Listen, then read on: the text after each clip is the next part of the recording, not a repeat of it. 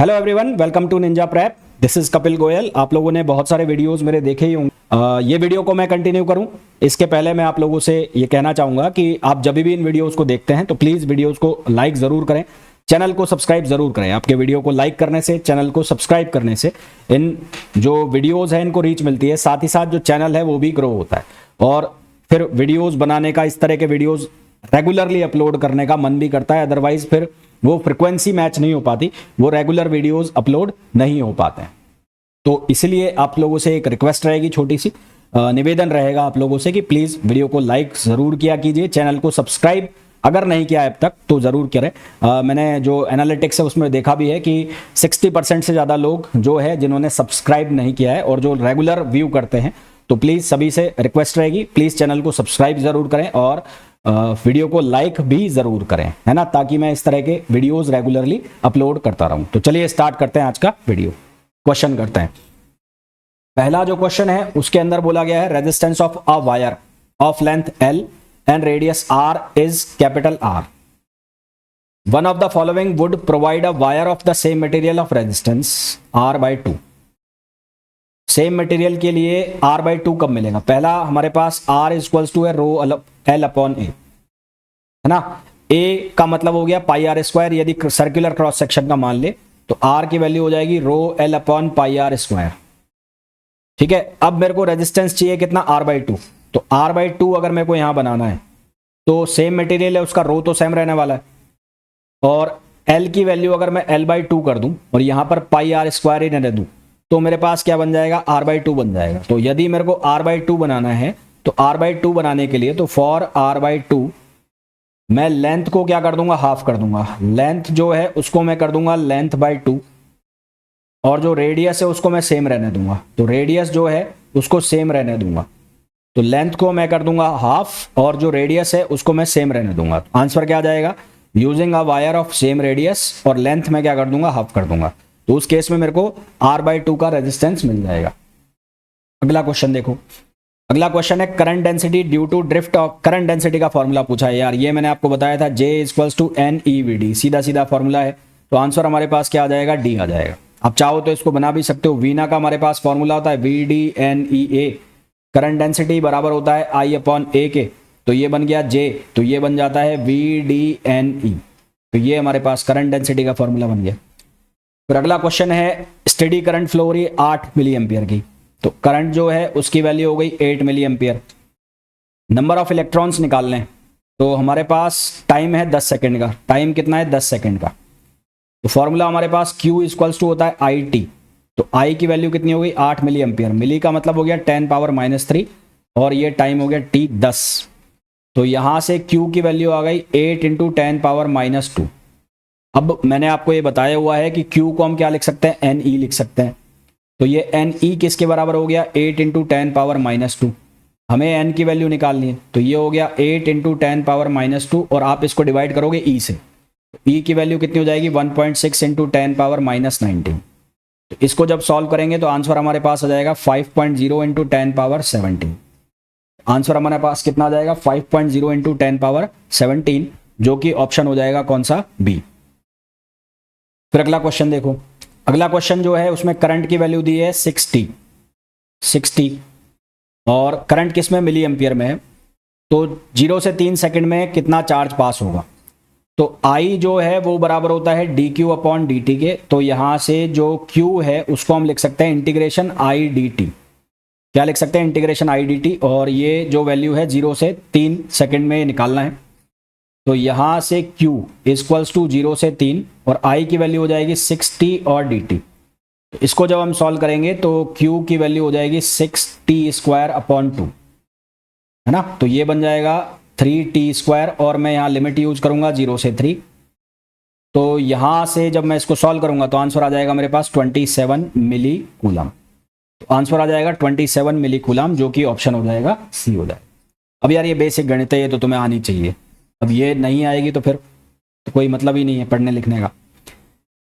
दूसरा नेक्स्ट जो क्वेश्चन हमें दिया है उसमें बोला है कि करंट पास हो रही है एक सर्किट से जिसके अंदर 2 वायर है सेम मटेरियल के और पैरेलल में कनेक्टेड है। पैरेलल में हमें बोला है कि इनकी जो लेंथ का रेशो है वो 3:2 है, तो L1/L2 का रेशो दिया है 3:2 और इनकी रेडियस का रेशो R1/R2 वो दिया है 2/3। रेडियस का रेशो दिया है 2/3। तो हमें करंट जो पास हो रही है उसका रेशो बताना है। तो पैरेलल कनेक्शन है, पैरेलल कनेक्शन के लिए वोल्टेज क्या रहता है, सेम रहता है। तो फॉर पैरेलल कनेक्शन, तो पैरेलल कनेक्शन के लिए वोल्टेज क्या रहता है, सेम रहता है, वोल्टेज सेम। तो वोल्टेज सेम रहता है तो I जो है वो किस पे डिपेंड कर रहा है, R के। तो I R के रेसिप्रोकल हो गया, I जो है वो R के रेसिप्रोकल हो गया। और R जो है वो क्या होता है, R बराबर रो L अपॉन ए, तो ये आ गया रो L अपॉन ए। तो यहां से I जो है वो किसके प्रोपोर्शनल हो गया, A अपॉन L के प्रोपोर्शनल हो गया। और A को हम लिख सकते हैं पाई R स्क्वायर, तो यहां से ये हो गया R स्क्वायर अपॉन L। क्या हो गया, R स्क्वायर अपॉन L। तो कुल मिलाकर आप इसको ऐसे लिख सकते हो I1 upon I2 equals to ये हो जाएगा R1 अपॉन R2 का स्क्वायर और ये हो जाएगा L2 अपॉन L1। ये क्या हो जाएगा, L2 अपॉन L1। अब आपको वैल्यू दी हुई है, आपको L1 अपॉन L2 की वैल्यू कितनी दी हुई है, 3/2, तो आप उसको लिख दोगे 2/3। और R1 अपॉन R2 की वैल्यू आपको दी है 2/3, है ना। तो आप यहाँ क्या चेंज करोगे, यहाँ पर आप चेंज करोगे 2/3, तो ये हो जाएगा 2/3 का स्क्वायर और ये हो जाएगा 2/3।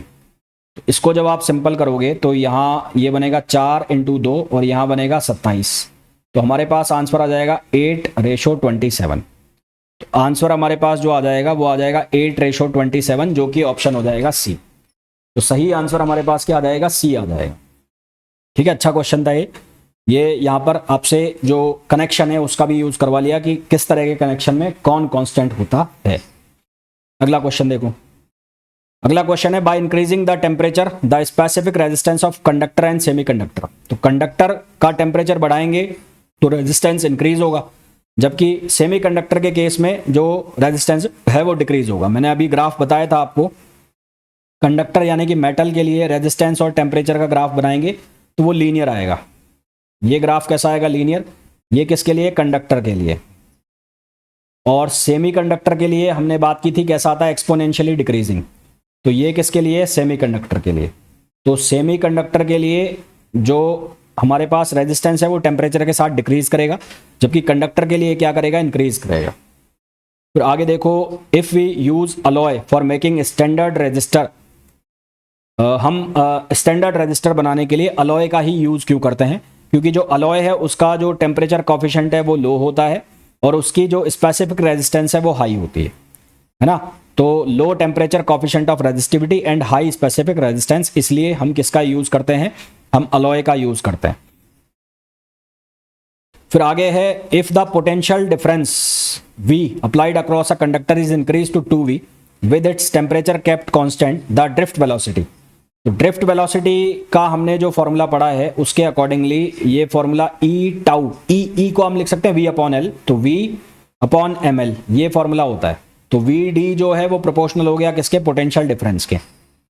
किसके प्रोपोर्शनल हो गया, पोटेंशियल डिफरेंस। तो VD2 अपॉन VD1, तो ये बराबर हो जाएगा 2V अपॉन V। तो ये V से V कट जाएगा, आंसर हमारे पास कितना आ जाएगा, 2 टाइम्स। तो यदि हम वोल्टेज को 2 गुना कर देंगे तो हमारे पास जो ड्रिफ्ट वेलोसिटी है वो भी कितनी हो जाएगी, 2 गुनी हो जाएगी। तो आंसर अपने पास कितना आ जाएगा, सी आ जाएगा। क्या आंसर आ जाएगा, सी। अगला क्वेश्चन देखो, अगला क्वेश्चन है which of the following has negative temperature coefficient. इनमें से नेगेटिव टेम्परेचर कॉफिशिएंट किसका होता है, तो नेगेटिव टेम्परेचर कॉफिशिएंट होता है सेमीकंडक्टर का। नेगेटिव टेम्परेचर कॉफिशिएंट किसका होता है, सेमीकंडक्टर का होता है।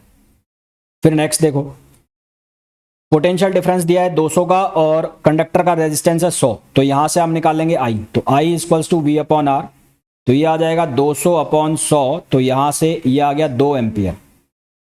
कितना आ गया, 2 एम्पियर। और नंबर ऑफ इलेक्ट्रॉन्स निकालने, तो नंबर ऑफ इलेक्ट्रॉन्स कैसे निकालेंगे, I जो है I वो किसके बराबर होता है, Q अपॉन T के। I बराबर होता है Q अपॉन T और ये हो गया NE अपॉन T, तो यहां से ये बन जाएगा NE equals to IT। NE equals to IT, तो N की वैल्यू कितनी हो गई, IT अपॉन E। कितनी हो गई, IT अपॉन E। I की वैल्यू हो गई 2 एम्पियर और T जो है T वो कितना हो गया, 1 सेकेंड हो गया। E की value 1 second into 10 power minus 19, 1.6 into 10 power minus 19। इसको रखेंगे, सॉल्व करेंगे तो हमारे पास आंसर आ जाएगा 1.25 इंटू 10 पावर 18, 1.25 इंटू 10 पावर 18, ये हमारे पास आंसर आ जाएगा। फिर अगला क्वेश्चन है, यदि n, e और tau m have their usual meanings, then the resistance of a wire of length L and cross section area A is given by। तो ये तो यार सीधा सीधा फॉर्मूला पूछा है हमें रेजिस्टेंस का। तो हमारे पास जो फॉर्मूला होता है R इक्वल्स टू होता है rho L upon A। R equals to क्या होता है, रो L अपॉन A, और रो जो है उसकी वैल्यू हमने लिखी थी, क्या लिखी थी, m upon n e square tau. तो यहाँ ये वैल्यू डाल दो, तो R इक्वल्स टू क्या हो जाएगा, ये हो जाएगा ml upon n e square tau a. तो ये फॉर्मूला हो जाएगा। अब यार ये रेजिस्टिविटी वाला फॉर्मूला आप याद रखना है, रेजिस्टिविटी ड्रिफ्ट वेलोसिटी, और रेजिस्टिविटी का उल्टा तो कंडक्टिविटी हो ही जाएगा। तो ड्रिफ्ट वेलोसिटी और रेजिस्टिविटी वाला जो फॉर्मूला है उसको खासकर याद रखना है ना, तो क्योंकि इनके ऊपर काफी बार क्वेश्चन बनते हैं और बन भी रहे हैं, आप देख रहे हो। तो यहां से हमारे पास सही आंसर क्या आ जाएगा, बी आ जाएगा। इसी तरह से ड्रिफ्ट वेलोसिटी का जो मैंने आपको बताया, सॉरी मोबिलिटी का, तो मोबिलिटी का जो फॉर्मूला बना था वो बना था drift velocity upon electric field, तो उसको भी आप याद रखना। फिर अगला जो क्वेश्चन है उसमें पूछा गया है the temperature T dependence of resistivity of material A and material B is represented by figure 1 and figure 2 respectively, identify material A and material B। तो ये तो एक्सपोनेंशियली डिक्रीजिंग ग्राफ है और ये इंक्रीजिंग ग्राफ है। तो ये तो कौन हो गया, सेमीकंडक्टर, और ये कौन हो गया, ये हो गया कंडक्टर। कंडक्टर मतलब मेटल हो गया। तो सेमीकंडक्टर कौन हो गया, सेमीकंडक्टर हो गया जर्मेनियम। तो मटेरियल ए तो हो गया जर्मेनियम और मटेरियल बी हो गया कॉपर। तो आंसर अपने पास क्या आ जाएगा, बी आ जाएगा। क्या आंसर आ जाएगा, बी। अगला क्वेश्चन देखो, अगला क्वेश्चन है a battery is connected to the conductor of non uniform cross section area. एक कंडक्टर से बैटरी कनेक्ट की जाती है जिसका cross section area non uniform है, तो कौन सी क्वांटिटी कांस्टेंट रहेगी। तो क्वांटिटी जो कांस्टेंट रहेगी वो कौन सी रहेगी, करंट रहेगी। केवल क्या रहेगी, करंट, क्योंकि करंट जो है वो किससे बनेगी, Q अपॉन T से बनेगी। तो केवल और केवल कौन कांस्टेंट रहेगा, करंट कांस्टेंट रहेगा। ठीक है, तो मेरे समझ में जितने भी क्वेश्चंस कराए हैं वो भी आपको बहुत अच्छे से समझ आ गए होंगे। तो मिलते हैं नेक्स्ट लेक्चर में जिसके अंदर हम आगे की चीजें डिस्कस करेंगे। तो till then thank you, bye bye.